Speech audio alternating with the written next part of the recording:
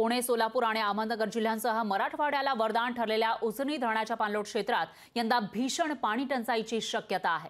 यंदा कमी झालेला पाऊस आणि त्यामध्ये सातत्याने होणारा पाण्याचा उपसा, बाष्पीभवन यासारख्या विविध कारणांनी उजनी धरणाची पाणी पातळी वरच्या वर घटत चाललेली आहे। तिकडची ड्रोनद्वारे टिपलेली ही दृश्य आपण बघू शकतो। उजनीचं हे पात्र आहे, या ठिकाणी पाण्याचा एक थेंबही दिसत नाहीये। कोरडी ठाक पडलेली ही जमीन आपल्याला उजनी धरणाच्या आजूबाजूची पाहायला मिळते आणि याचा आढावा घेतलेला आहे आपले प्रतिनिधी राहुल ढवळे यांनी।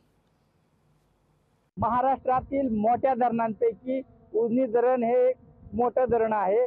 मी सध्या उजनी धरणाच्या या पाणलोट क्षेत्रात आहे, भीमा नदीच्या पात्रात आहे। आपण ड्रोनच्या माध्यमातून पाहू शकता की उजनी धरणाचे हे पाणलोट क्षेत्र आहे। भीमा नदीचे पात्र कोरडे ठाक बनलेले आहे।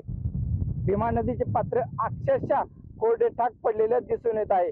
उजनी धरणाची सध्याची परिस्थिती अत्यंत चिंताजनक आहे। धरणाची पाणी पातळी -52% वरती पोहोचली आहे।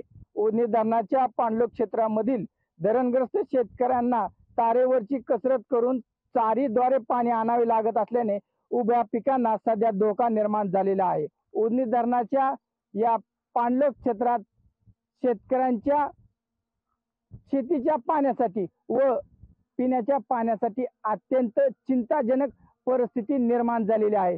त्यामुळे शेतकऱ्यांसह नागरिकांनी पाण्याचा अपव्यय टाळून पाणी काटकसरीने वापरणे गरजेचे आहे।